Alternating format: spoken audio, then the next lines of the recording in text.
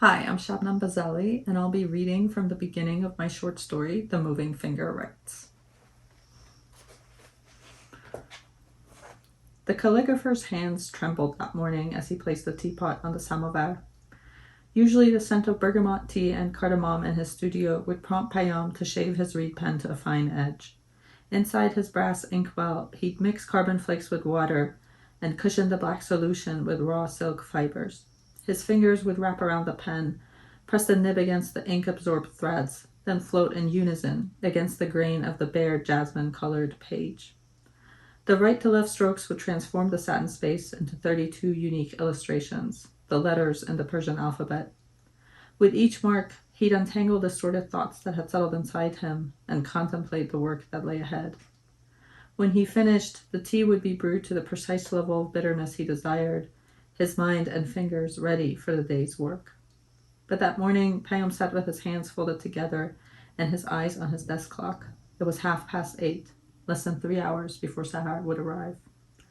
Outside the floor-to-ceiling windows overlooking the steep sidewalk, a cluster of teenagers walked with their eyes fixed on their phones.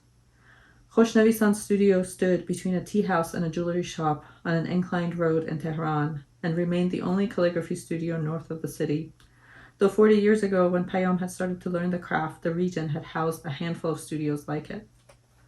A couple crossed the street and walked towards the studio. The man was around Payam's age. The woman, perhaps a few years younger, walked a step behind him.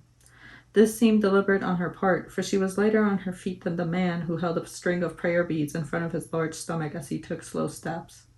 He stopped and peered inside the studio's window, glancing at the artwork on display.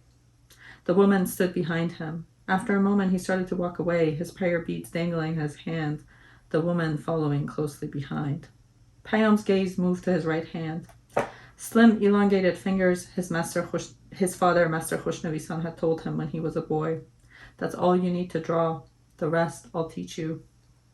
But now a steady shake in his fingers extended past his wrist and down his forearm. It slowed only as it neared his elbow, where, on his shirt, he noticed an ink stain. Mariam had never let him leave the house with a stained shirt. In the 34 years they'd been married, she'd ironed a clean shirt and pair of trousers for him every morning, even in her final days.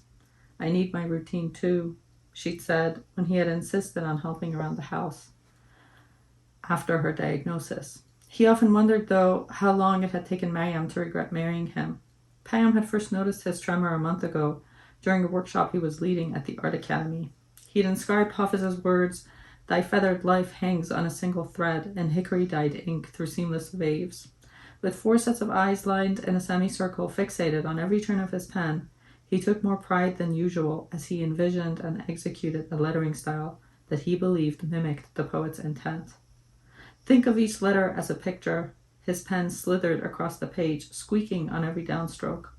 It must stand on its own in artistic appeal, but also blend with the rest of the word, line, and excerpt, he said.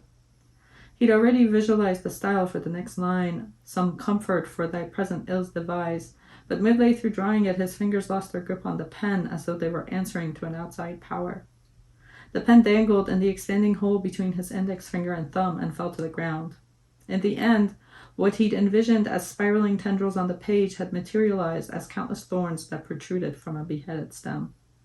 Since then, no matter the time of day or the amounts of stretches and rest, he could not command his hand to draw, and instead he would scribble like a child learning to write.